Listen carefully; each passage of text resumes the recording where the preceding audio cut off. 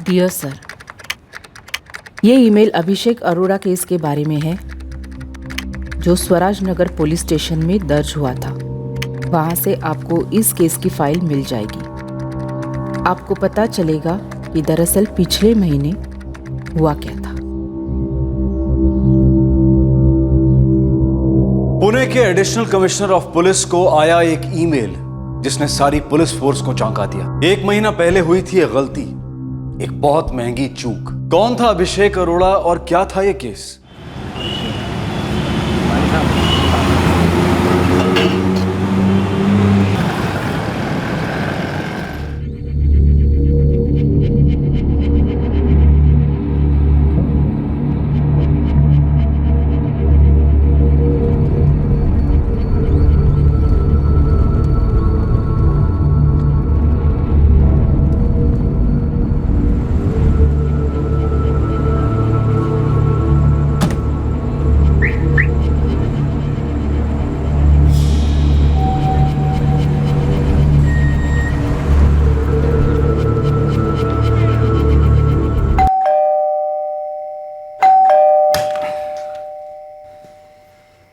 क्या हुआ भैया?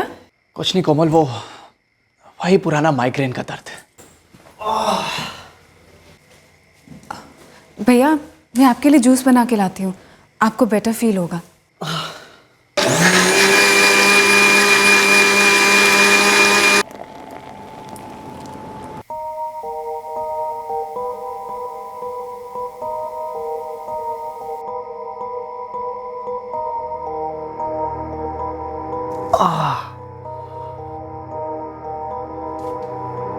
भैया अभी थोड़ा ठीक लग रहा है? नहीं कोमल, सर में बहुत भारी भारी सा लग रहा है।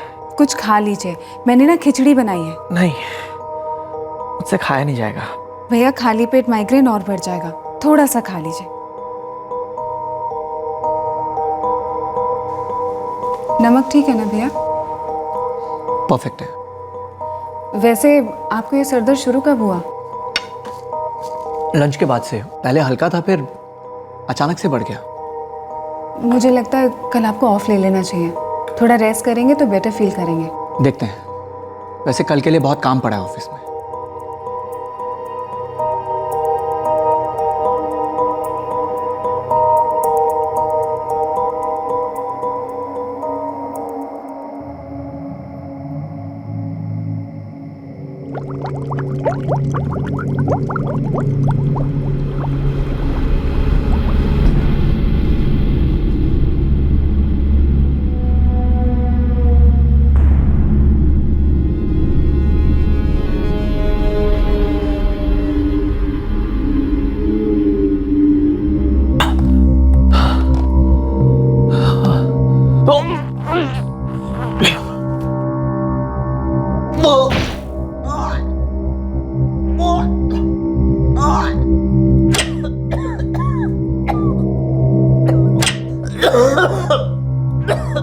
भैया भैया क्या हुआ?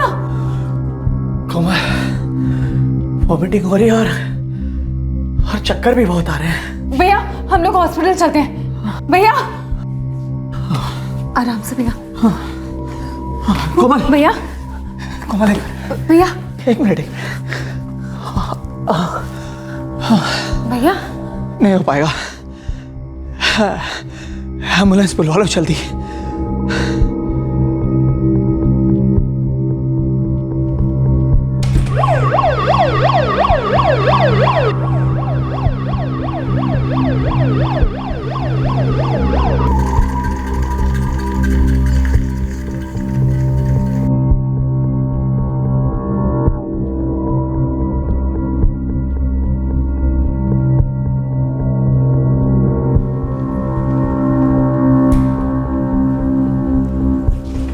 डॉक्टर, भैया ठीक तो है ना?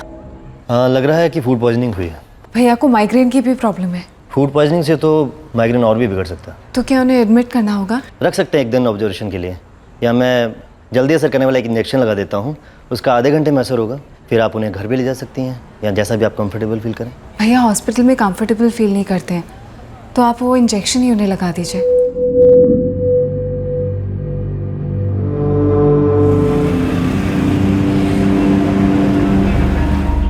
अब आप काफी बेटर हाँ, लग रहे हैं भैया। Much better. मैं तो बहुत डर गई थी। इसमें डरने वाली कोई बात नहीं है, लेकिन हाँ मुझे इस माइग्रेन का जरूर कुछ करना होगा। सोच रहा हूँ योगा वगैरह स्टार्ट कर दूँ। मुझे ऐसा लगता है ना कि आपको ऑफिस से कुछ दिन की छुट्टी ले लेनी चाहिए। हाँ कोमल, मैं भी कुछ ऐसा ही सोच रहा हूँ।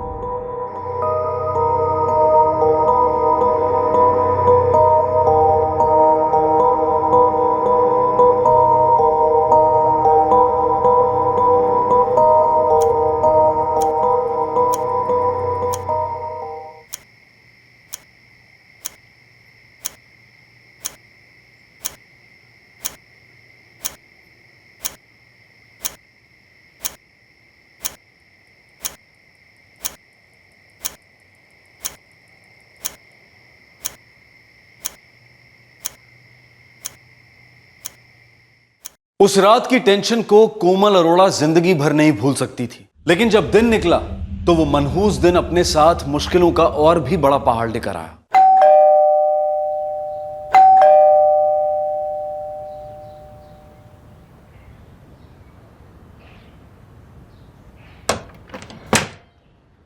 आज दूध का थैली रखना भूल गई क्या दीदी? सॉरी भैया, भूल गई थी।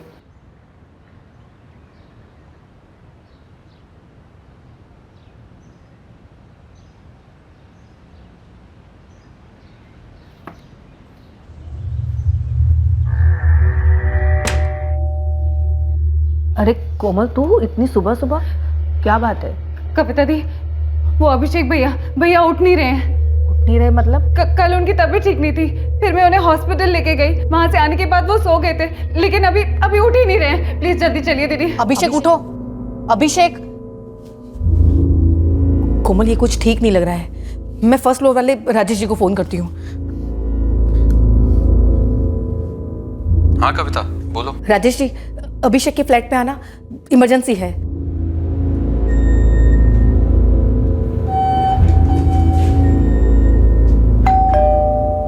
अभिषेक क्या हुआ कोमल? कल ऑफिस में लंच के बाद से उनकी तबीयत थोड़ी खराब थी, और रात को तो मैं उन्हें हॉस्पिटल भी लेके गई थी। कोमल, इसे वापस हॉस्पिटल लेके जाना पड़ेगा। ये कुछ सीरियस है। What nonsense! एम्बुलेंस सर्विस है या मजाक है? आपने कहा था 10 मिनट में पहुंच जाएंगे, आधा घंटा हो चुका है। पेशेंट यहाँ सीरियस है। सीरियस का मतलब समझते हो आप लोग? अभी कहाँ पहुंचे हो? एम्बुलेंस वाले को और 20 मिनट लगेंगे। मेरी कार में ले चलते हैं, एक मिनट इंपॉर्टेंट है। हम सो सॉरी, तुम्हारे भैया नहीं रहे।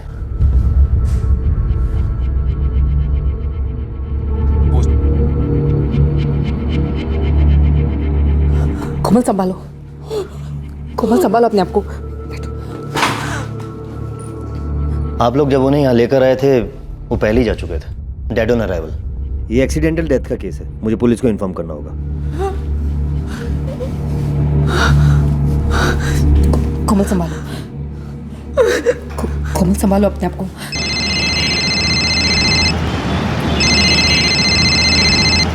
क्या बकवास कर रही है कोमल?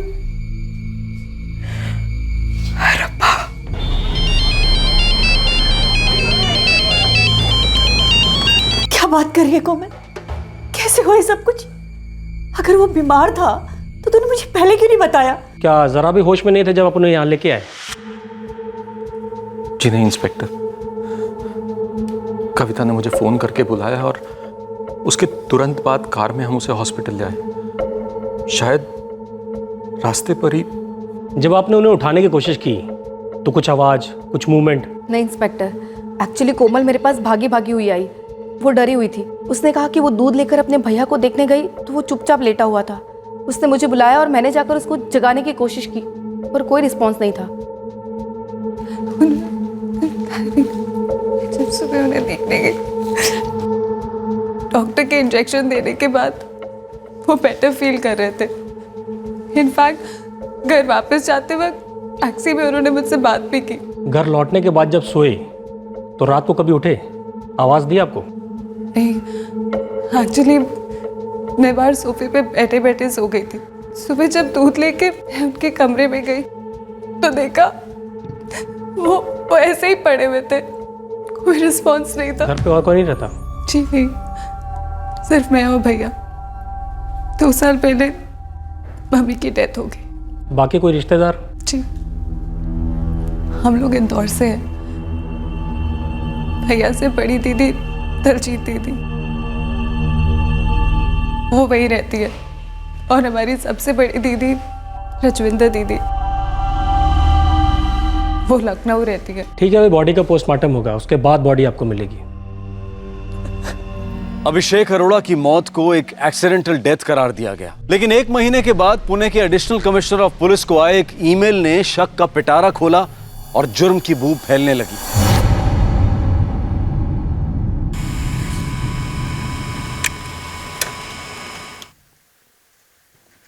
सर, ये ईमेल आया है, एक बार पढ़ लेंगे तो ठीक रहेगा। लगता है मामला सीरियस है। डियर सर, ये ईमेल अभिषेक अरोड़ा केस के बारे में है जो स्वराज नगर पुलिस स्टेशन में दर्ज हुआ था। वहाँ से आपको इस केस की फाइल मिल जाएगी। आपको पता चल जाएगा कि दरअसल पिछले महीने हुआ क्या था। केस एक्सीडेंटल डेथ करार देके क्लोज किया गया था, लेकिन मुझे नहीं लगता ये मौत किसी दुर्घटना के कारण हुई है। अभिषेक की हत्या हुई है। अगर आपको कुछ भी जानना है तो मुझे कॉल कर सकते हैं। मेरा मोबाइल नंबर दिया है नीचे। सर, इस नंबर पे फोन करो। पहले स्वराज नगर थाने से अभिषेक अरोड़ा की फाइल मंगवाओ।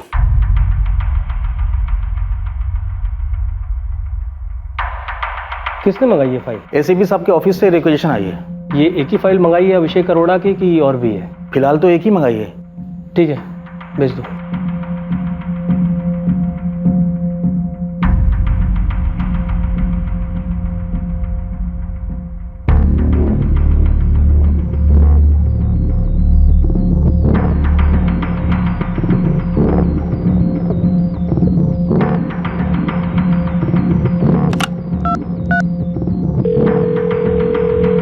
अभिषेक अरोड़ा केस इंचार्ज मंगेश खरे को अभी के अभी बुलाओ।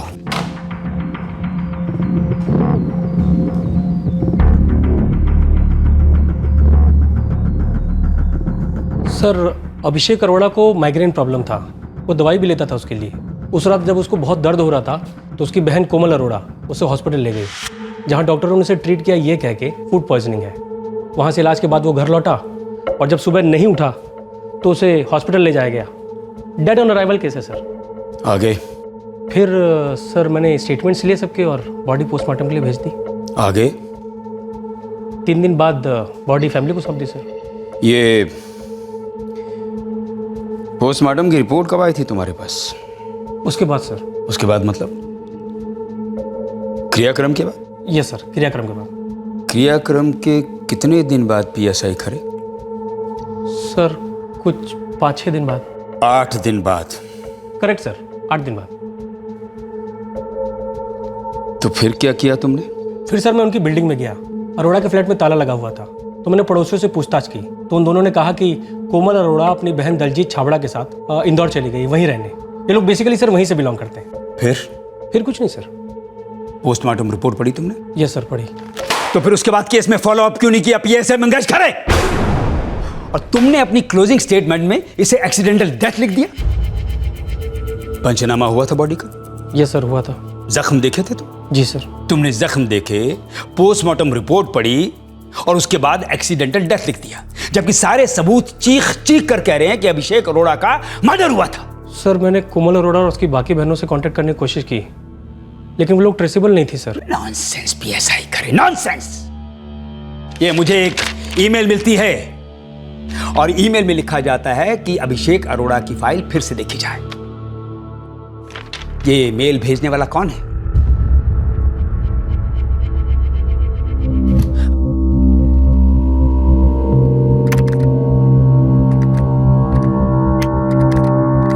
डियर सर, ये ईमेल अभिषेक अरोड़ा केस के बारे में है।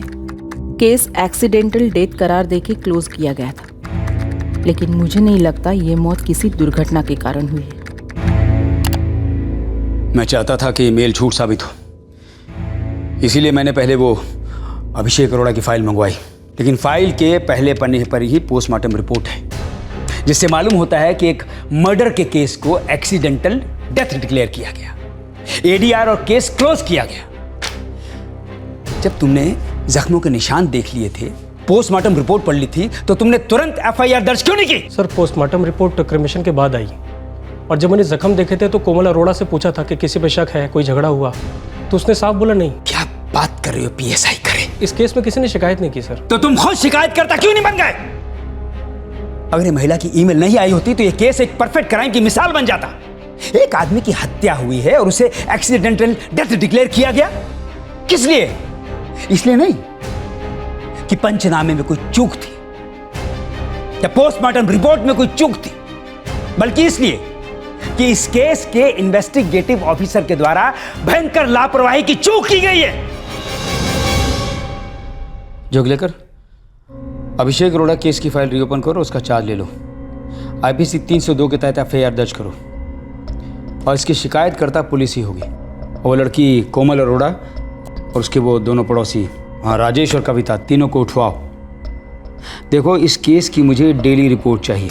इस केस में मर्डर सिर्फ अभिषेक अरोड़ा का ही नहीं हुआ बल्कि हमारी कानून व्यवस्था का भी हुआ है, और वो भी हमारे अपने ही डिपार्टमेंट के हाथों। समझा सर।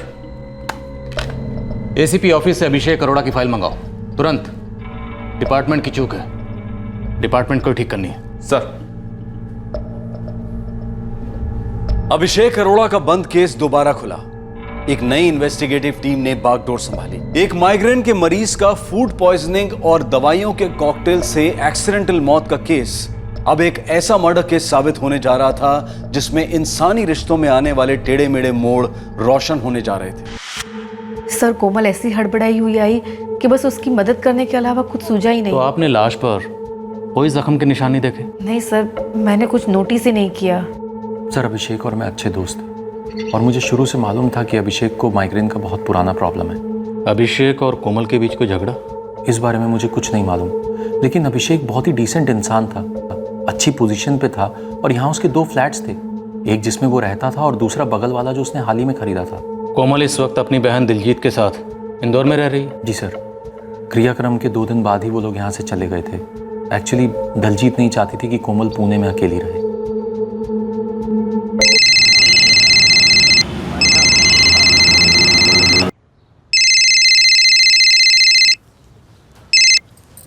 हेलो, दलजीत छाबड़ा? हाँ जी। दलजीत जी, मैं पुणे पुलिस स्टेशन से पीआई सुनील जोगलेकर बोल रहा हूँ। हाँ सर, कहिए। हमने आपके भाई अभिषेक अरोड़ा का केस रीओपन किया है। सबसे पहले तो हम अपने डिपार्टमेंट की ओर से आपसे सॉरी कहना चाहते हैं क्योंकि पिछली बार इस केस की तहकीकात ठीक तरीके से नहीं की गई। आपका शक सही है, आपके भाई अभिषेक अरोड़ा की मौत एक्सीडेंटल नहीं है, उनका कत्ल हुआ है। पिछली बार तहकीकात में चूक हुई है, लेकिन इस बार नहीं होगी। थैंक यू इंस्पेक्टर कि आप लोगों ने मेरे मेल को सीरियसली लिया। दरअसल मुझे काफी कुछ खटक रहा था।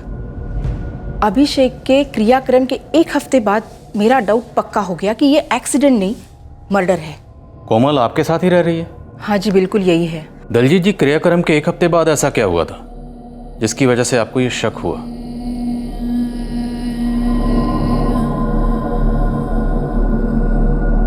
इतनी जल्दी भी क्या है कोमल? अब इंतज़ार करने का कोई खास कारण भी तो नहीं है ना दीदी। वैसे भी मैं पुणे में कब तक रहूँगी? इंदौर या उसके आसपास मुझे भी तो घर चाहिए, अपने खुद का घर।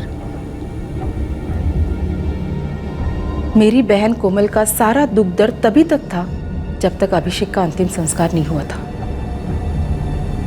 कोमल को अभिषेक के फ्लैट्स और गाड़ी बेचने की बड़ी जल्दी लगी थी, अजीब सी जल्दी। एक तरफ हम 2 बड़ी बहनें हमारे इकलौते भाई को बेवक्त होने का शौक मना रहे थे, और ये कोमल जो 4 साल भाई के साथ रही थी, फिर भी उस पर कोई खास फर्क ही नजर नहीं आ रहा था। कोमल, कहाँ जा रही हो? ऐसे ही थोड़ी फ्रेश हवा खाने, और थोड़ी चाट भी। आप खाएंगे? आपके लिए भी ले आऊं? नहीं,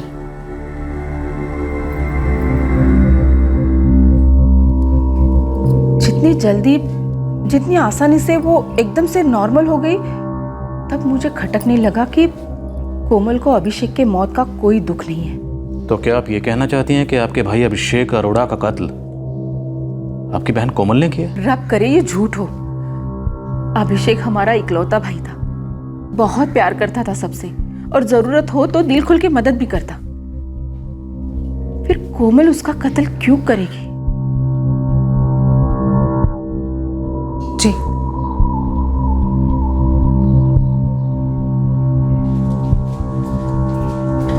दीदी, आपको पुणे पुलिस से फोन आया था?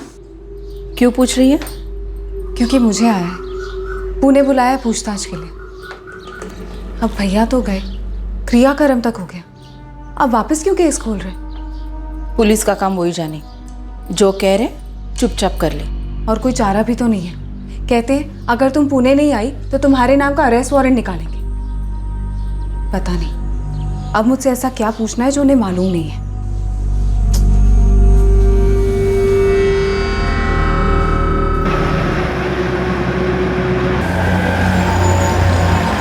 एक महीने पहले मैं सारे सवालों के जवाब दे चुकी हूँ। अब 1 महीने बाद ये नए सवाल कहाँ से खड़े हो गए? सवाल नए नहीं है, ये सवाल आपसे पहले भी पूछा गया था कि क्या आपको किसी पर शक है, और मैंने तब भी कहा था मुझे किसी पर कोई शक वक नहीं है। लेकिन हमें शक है, बल्कि शक ही नहीं यकीन है कि अभिषेक अरोड़ा की मौत बीमारी से नहीं बल्कि साजिश से हुई है। इसलिए मैं तुमसे पूछ रहा हूँ मिस कोमल अरोड़ा, क्या तुमने अपने भाई अभिषेक अरोड़ा की जान ली है? क्या बकवास कर रहे हैं आप? मैं अपने भाई को क्यों मारूंगी? मेरे भाई की तबीयत ठीक नहीं थी, उनको फूड पॉइजनिंग था और साथ में माइग्रेन भी। उन्हें हॉस्पिटल लेके गए, उनका ट्रीटमेंट हुआ, वो घर आए, सो गए, लेकिन अगली मॉर्निंग उठे ही नहीं। अब इन सब में मेरा मेरे भाई का मर्डर करने का एंगल कहां से बनता है? तुम्हारा भाई बीमार जरूर था, लेकिन उसकी मौत बीमारी से नहीं हुई। ये रही पोस्टमार्टम रिपोर्ट। इसमें साफ साफ लिखा गया है कि अभिषेक अरोड़ा की जिस्म पर निशान थे, नाखूनों के निशान, गला दबाने के निशान, झड़प के निशान। अब तुम्हारे लिए इस बात से इनकार करना बड़ा मुश्किल होगा कि तुमने अपने भाई की बॉडी पर किसी तरह के कोई निशान देखे ही नहीं। मैं सच कह रही हूँ, मैंने कोई निशान नहीं देखे। आप लोग मुझे फंसा रहे हैं। मिस कोमल अरोड़ा, अगर तुमने जख्मों के निशान देखे भी होते तब भी तुम दुनिया में इस बात का ढिंढोरा तो नहीं पीटती कि यह एक्सीडेंट नहीं बल्कि मर्डर था। लेकिन ये पोस्टमार्टम रिपोर्ट, इसमें सब कुछ सच लिखा गया है, पंचनामा किया गया था, और उसमें यह साफ नजर आ रहा है कि तुम्हारे भाई के जिस्म पर निशान है, खरोंचों के निशान, नाखूनों के निशान। तुम और तुम्हारा भाई अभिषेक फ्लैट में अकेले रहते थे ना? जिस रात अभिषेक की जान गई उस रात भी तुम दोनों अकेले ही थे। अब एक बात तो तय है कि अभिषेक का कत्ल तुम दोनों में से किसी एक ने किया है। अब अभिषेक खुद तो अपनी जान नहीं ले सकता, तो बची कौन? तुम। मिस कोमल अरोड़ा, इस गलतफहमी में मत रहना कि हम पुलिस वाले औरतों के साथ सख्ती से पेश नहीं आते। ये जो हमारी महिला कांस्टेबल है ना, ये आरोपियों को बरसों याद रहती है।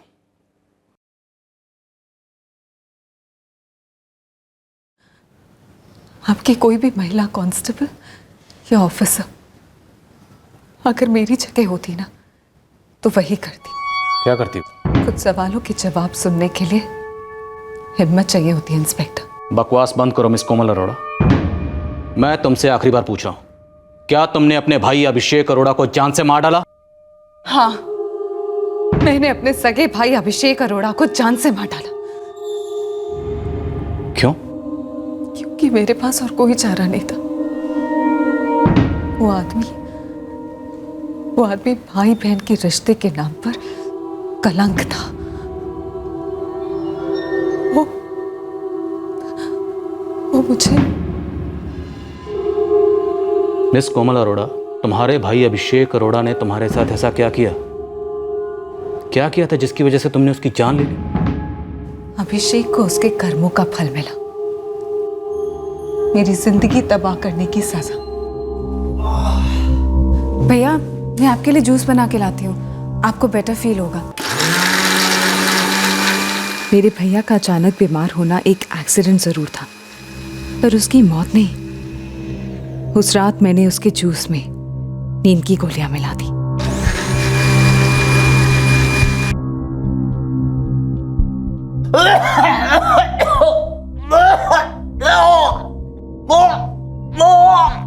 मुझे मालूम था कि उन गोलियों की वजह से अभिषेक को उल्टियां होंगी। भैया, भैया क्या हुआ? कोमल, वॉमिटिंग हो रही है और और चक्कर भी बहुत आ रहे हैं। भैया हम लोग हॉस्पिटल चलते हैं। नहीं हो पाएगा, एम्बुलेंस बुलवा लो जल्दी।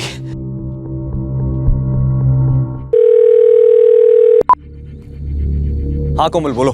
बाबू मुझसे उल्टियाँ हो रही हैं। जितनी गोलियां बोली थी उतनी दी है ना? हाँ 4 गोलियां मिलाई थी जूस में। कौन है ये बाबू? मेरा दोस्त है। कैसा दोस्त? ऐसा दोस्त जो मेरे दर्द को समझता है। बापू और मेरी दोस्ती इंदौर की है, जहाँ से मैं हूँ, और वो भी। मैं उसे सब कुछ बताती थी, सब कुछ। उसने मेरी तकलीफ दूर कर दी, अभिषेक से छुटकारा दिला दिया। मैंने इंतजार किया अभिषेक के सो जाने का।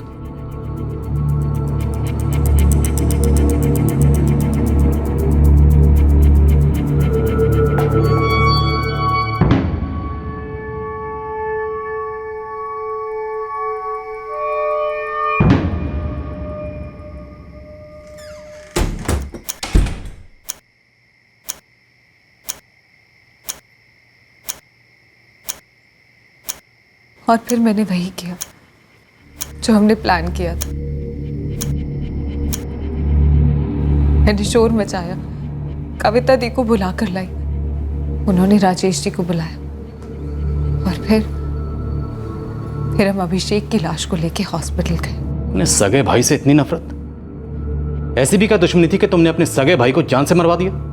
मैंने कहा था आपसे, सुनने की हिम्मत नहीं होगी आपकी। हिम्मत तुम जुटाओ और ये बताओ कि तुमने अपने सगे भाई का कत्ल क्यों किया?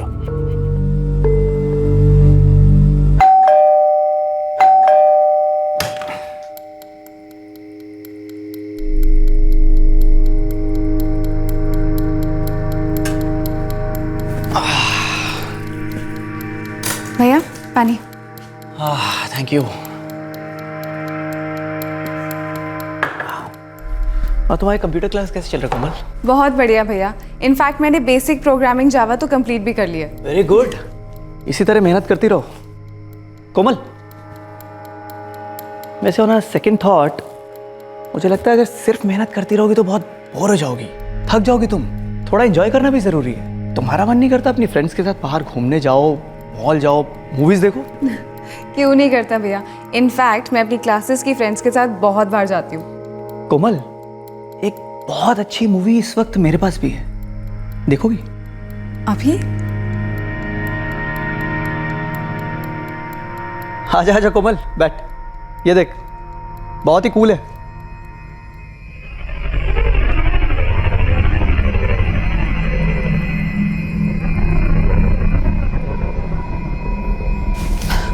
भैया ये आप मुझे क्या दिखा रहे हैं? अरे इसमें स्टोरी भी है, तुझे पसंद आएगी।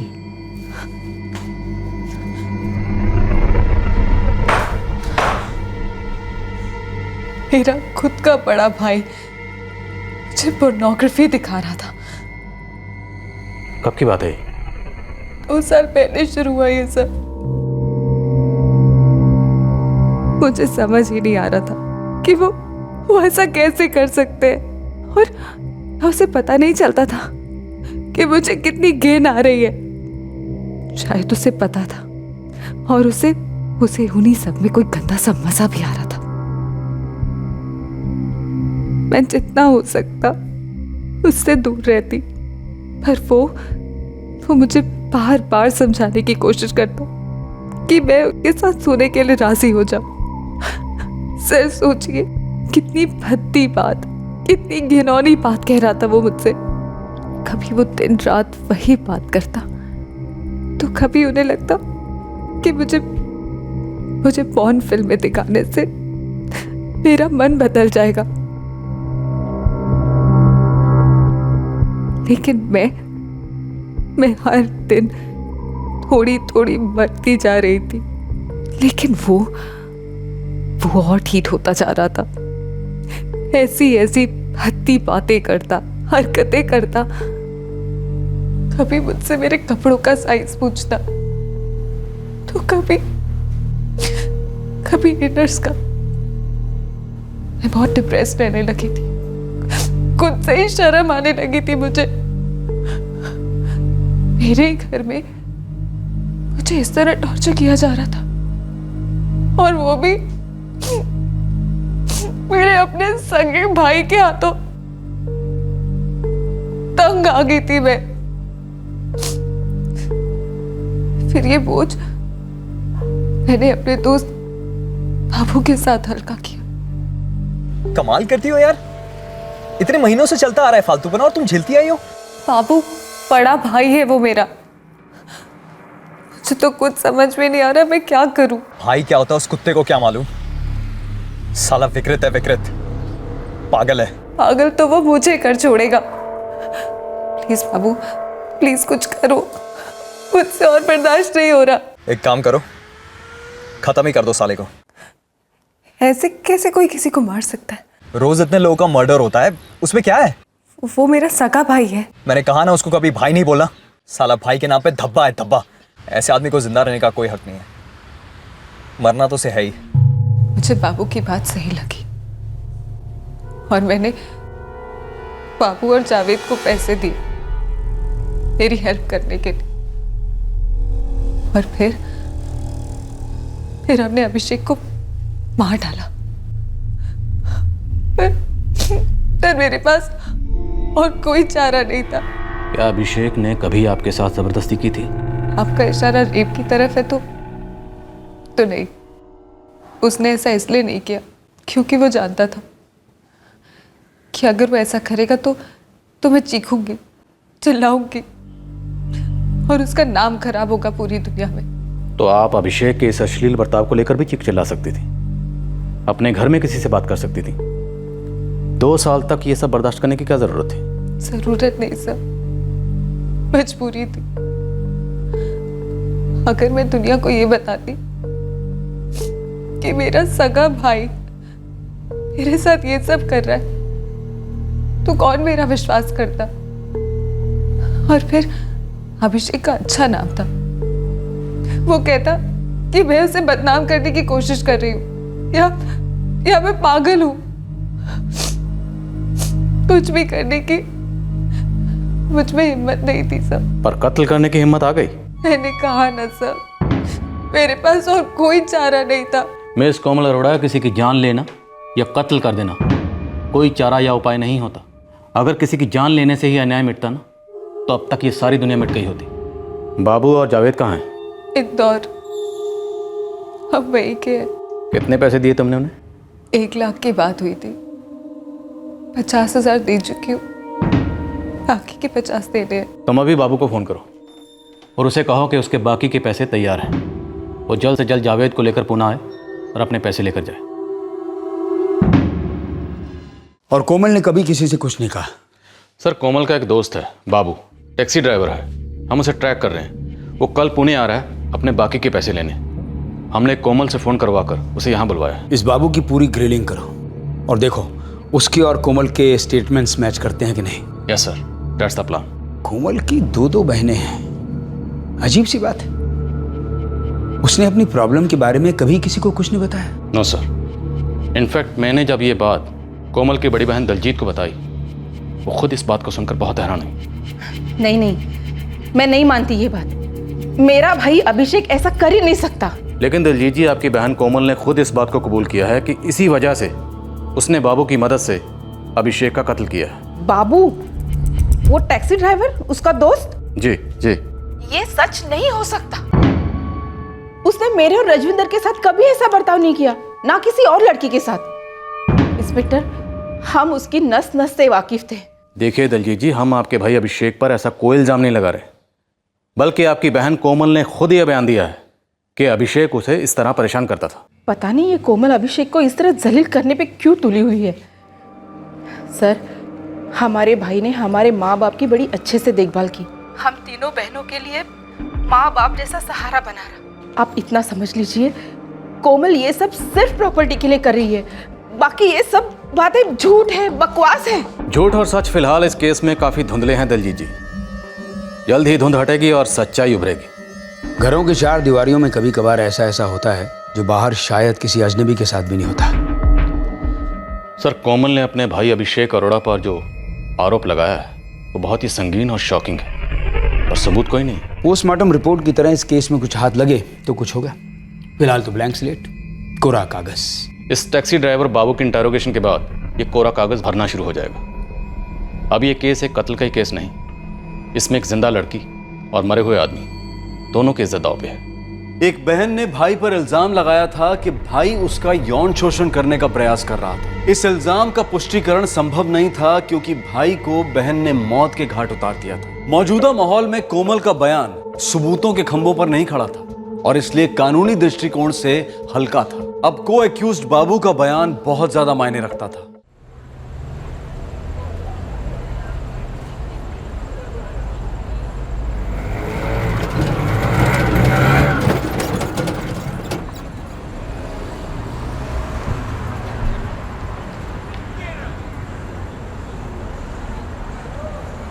बाबू 50,000 लेने आया है।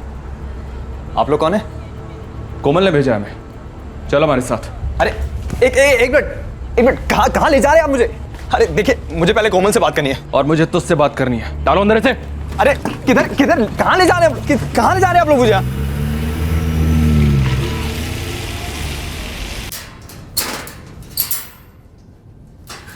बाबू, पूरा नाम क्या है तुम्हारा?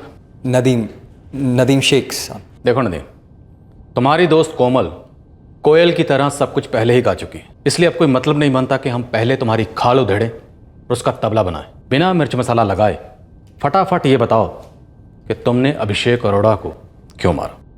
बाबू, अगर तुमने 5 मिनट में सब कुछ नहीं बताया तो ना तो तुम्हारे बदन पे खाल बचेगी और ना ही तुम्हारे जहन में कोई चाल बचेगी।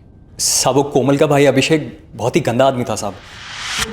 मतलब अपनी सगी बहन के साथ वो उसे गंदा करना चाहता था साहब। कितनी शर्म की बात है। लेकिन इतनी शर्म की बात जो कोमल अपनी बहन को नहीं बता पाई, उसने तुम्हें क्यों बताई, एक टैक्सी ड्राइवर को? साहब, टैक्सी चलाना मेरा पेशा है, लेकिन मेरी लोगों से बनती है साहब, पटती है। तो तुमने कोमल को पटाया? ऐसा नहीं है साहब। वो कोमल की बड़ी बहन दलजीत, वो अक्सर मुझे काम के लिए बुलाया करती थी साहब। कभी किसी पार्टी को घुमाना हो, इधर उधर जाना वगैरह वगैरह। इस तरह मेरी कोमल से बातचीत शुरू हुई और फिर दोस्ती। कोमल ने तुम्हें कब बताया कि उसका बड़ा भाई उसके साथ इस तरह की हरकतें करने की कोशिश कर रहा है? कोमल 2-3 महीने में एक बार इंदौर आया करती थी। पहले बहुत खुश रहती थी, लेकिन बाद में बहुत दुखी रहने लगी। मैंने कई बार उससे पूछने की कोशिश करी, लेकिन उसने कभी कुछ बताया नहीं। फिर 2 महीने पहले एक रात उसका मुझे फ़ोन आया और रो रो कर उसने अपनी सारी बातें बता दी साहब मुझे। पागल तो वो मुझे कर छोड़ेगा। प्लीज बाबू, प्लीज कुछ करो।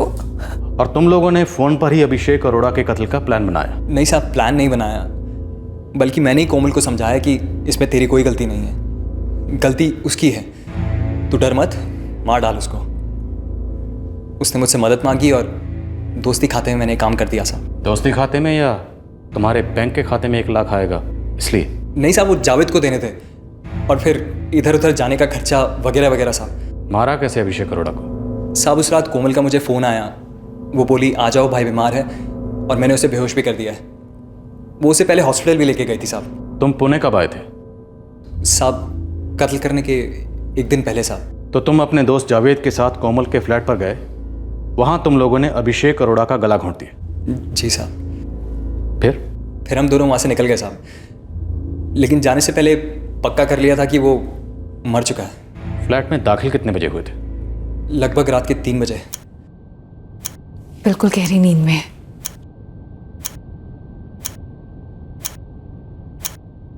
तो अभिषेक अरोड़ा का कत्ल करने के तुरंत बाद तुम लोग वहां से निकल गए? जी साहब, मैं और जावेद वहां से तुरंत निकल गए साहब। और तुम और जावेद पहले से उनका इंतजार कर रहे थे? उस रात कोमल का मुझे फ़ोन आया और वो बोली कि वो लोग हॉस्पिटल से घर आ चुके हैं, तो हम कॉलोनी की दीवार फांद के वहाँ इंतज़ार करने लगे साहब। कोमल का दोबारा फ़ोन आया, वो बोली आ जाओ। हम ऊपर गए और काम किया और उसी रास्ते वापस आ गए साहब। उसके बाद कहाँ गए? साहब, लॉज में ठहरे 1 दिन के लिए, आराम किया और फिर अगले दिन इंदौर के लिए रवाना हो गए साहब। और उसके बाद कोमल से कोई बात नहीं हुई? हुई थी साहब। कोमल ने फ़ोन करके बोला कि बाकी के 50,000 वो बाद में देगी। उसके बाद हम इंदौर के लिए निकल गए साहब। तुम्हारा साथी जावेद मिर्ज़ा कहाँ है? वो इंदौर में है साहब। इंदौर में कहाँ?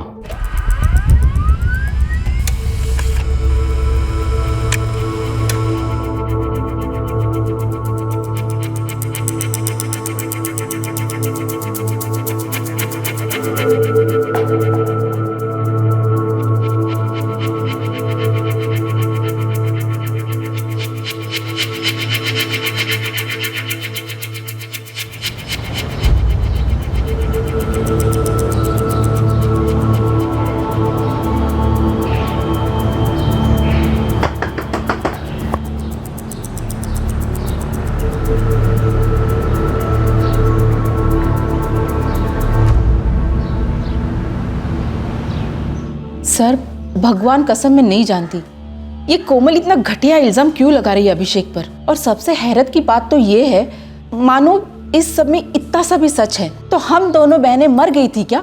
हमें भनक तक नहीं लगने दी, जबकि कितनी बार यहाँ आके गई है। कोमल का कहना है कि उसे लग रहा था कि आप उसकी बात पर यकीन नहीं करें, इसलिए उसने ये बात आपको ना बताकर अपने उस दोस्त बाबू उर्फ नदीम शेख को बताई। फिर उन लोगों ने मिलकर आपके भाई का कत्ल कर दिया। वैसे कोमल पिछले 2 साल में इंदौर कितनी बार आई? आते जाते रहती थी। पर आपका ये पूछने का मतलब क्या है सर? सर मारिए मारिए बस साहब, मैं तो पैसों के लिए गया था बाबू के साथ, बाबू ने और पैसों का वादा किया था। तुम्हारा यह दोस्त बाबू, इसकी अभिषेक अरोड़ा के साथ क्या दुश्मनी थी? मैं तो इस बंदे का नाम तक नहीं जानता साहब। बाबू ने मुझे बोला आजा, अच्छे पैसे मिलेंगे, एक आदमी को जान से मारना है, और मैं चला गया साहब। बस इसके अलावा मुझे और कुछ नहीं मालूम साहब। कोमल अरोड़ा को जानते हो? साहब बाबू जानता है साहब। अब तुम जो जानते हो वो हमें बताओ, उस रात क्या क्या हुआ? साहब जैसा मैंने आपको बताया, मैं तो बाबू के साथ गया था। फिर हम उस घर में दाखिल हुए और उस बंदे को जान से मार दी।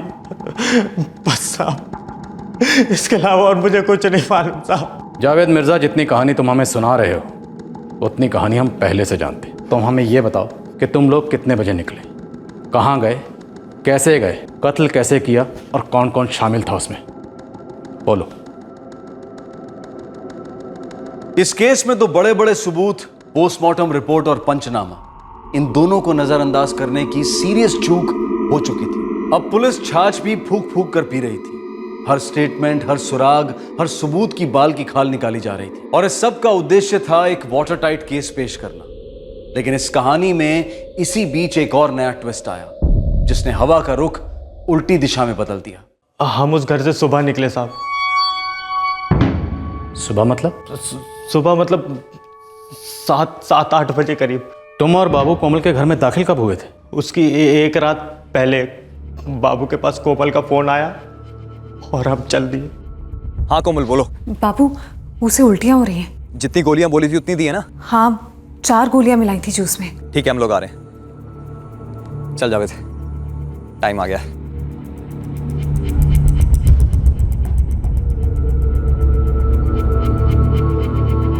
अभिषेक अरोड़ा का कत्ल करने के बाद तुम तीनों ने क्या क्या किया?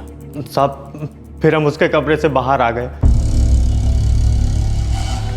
जावेद तू थक गया होगा, एक काम कर, थोड़ी देर सोफे पे सुस्ता ले, हम कुछ देर में निकलेंगे, ठीक है?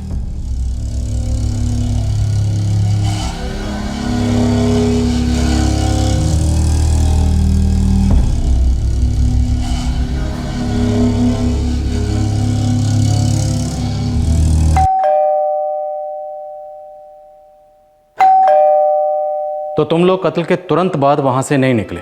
नहीं साहब, मैं थोड़ा देर सोया वहाँ पर, फिर उसके बाद निकले हम। और बाबू और कोमल दोनों एक साथ थे कोमल के कमरे में? जी साहब।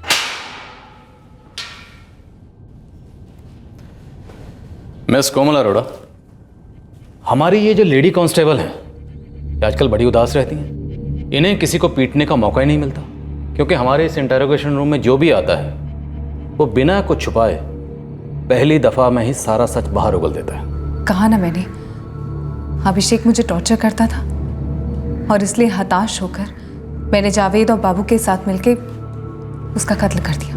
लेकिन कहानी यहाँ खत्म नहीं होती, कहानी में ट्विस्ट है। और ट्विस्ट ये है कि तुम पुणे से इंदौर सिर्फ अपनी बहन से मिलने नहीं जाती थी, तुम पुणे से इंदौर जाती थी इस बाबू से मिलने। और ये बाबू भी स्पेशली इंदौर से पुणे तुम्हें यहां मिलने आता था। हाँ साहब, यहाँ आते जाते रहते, मैं इन्हें पहचानता हूँ। कत्ल की रात, कत्ल के बाद तुमने और बाबू ने तुम्हारे कमरे में रात गुजारी एक साथ। और सच ये है मिस कोमल अरोड़ा कि बाबू सिर्फ तुम्हारा दिल हल्का करने वाला दोस्त नहीं है, वो तुम्हारा दिल धड़काने वाला दोस्त है। Is your boyfriend. शुरुआत बेशक दोस्ती से हुई, लेकिन बाद में इस पुणे इंदौर के दोस्ती वाले हाईवे पर रोमांस की गाड़ियां बड़ी तेजी से दौड़ने लगी।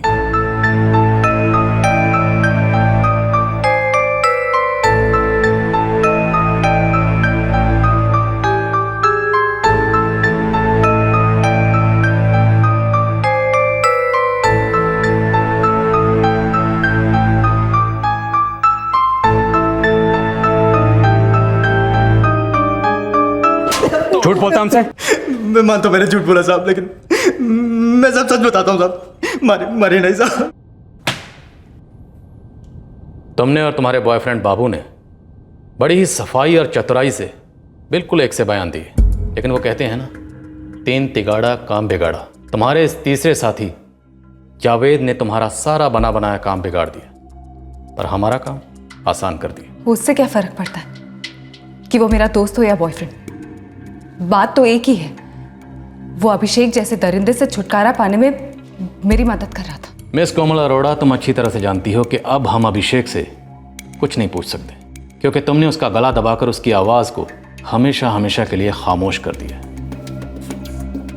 पर अभिषेक हमसे बोला। क्या? तुम्हारे अपने बड़े भाई अभिषेक अरोड़ा ने हमें बताया, जावेद की जुबान से। उसी ने हमें बताया कि कैसे एक बार तुम और तुम्हारा बॉयफ्रेंड बाबू रंगे हाथों पकड़े गए थे।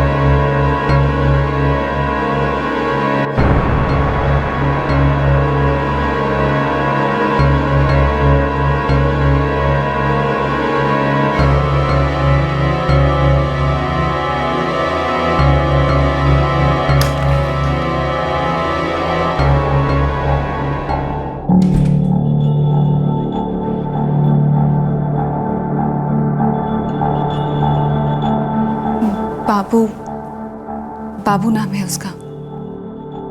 कहाँ से है? वो इंदौर की दोस्ती है हमारी। है कौन है बाबू? और किस तरह की दोस्ती है तुम्हारी उससे? एक तो दूसरे धर्म का लड़का, ऊपर से ड्राइवर। क्या बकवास कर रही हो तुम कोमल? उसका धर्म और काम मेरे लिए मायने नहीं रखता भैया, मैं उससे प्यार करती हूँ। फिजिकल रिलेशन रखने को प्यार नहीं कहते, समझी? जो हुआ सो हुआ। मैं इसे तुम्हारी एक छोटी सी भूल समझ के भुला दूंगा, लेकिन आइंदा अगर तुमने उस लड़के का नाम भी लिया ना, तो मुझसे बुरा कोई नहीं होगा। Remember that. मैं उससे शादी करूंगी और आप मुझे रोक नहीं सकते, और ना आप मुझे धमका सकते हैं। तुमने सिर्फ इसलिए अपने बड़े भाई को मार डाला क्योंकि वो तुम्हारे और तुम्हारे बॉयफ्रेंड बाबू उर्फ नदीम शेख के रिश्ते के खिलाफ था? वो मेरी फीलिंग समझ नहीं पा रहा था। मैं बाबू से सच्चा प्यार करती हूँ। तुम्हारा सच्चा प्यार झूठ, घटिया इल्जाम और सोचे समझे कत्ल की नींव पर खड़ा है। अगर पकड़ी गई तो क्या बोलना है, इसकी तैयारी भी तुमने पूरे सटीक तरीके से कर रखी थी। साहब, भेड़ बकरियों की तरह मारता था मेरी कोमल को साहब वो। और तुमने भेड़ बकरी की तरह उसका कत्ल कर दिया, गला दबाकर उसकी जान ले ली। प्यार करता हूं मैं कोमल से, जान भी दे सकता हूं साहब उसके लिए। कोमल, तुझे ऐसा देखता हूं ना तो खून खौलने लगता है मेरा, कसम से कह रहा हूं। कसम तो उसने खाई है, मेरी अर्थी उठाएगा, लेकिन तुम्हारे घर के लिए मेरी डोली नहीं उठने देगा। इन अर्थी, इन डोली, इन सब से कहीं दूर भाग चलते हैं। तुम्हारे भाई, उनकी पहुंच, उसकी नजर सबसे दूर। नहीं बाबू, हमारी लाइफ की शुरुआत तब तक नहीं हो सकती जब तक एक जहरीली लाइफ खत्म ना हो। क्या कहना चाह रही हो कोमल? वही बोल रही हूँ जो सही है। मैं दिल और दिमाग दोनों की बात कर रही हूँ बाबू। हम भैया को मार डालते हैं, उसके बाद उनके दोनों फ्लैट्स, उनकी गाड़ी, सब कुछ सिर्फ मेरा हो जाएगा, सिर्फ मेरा।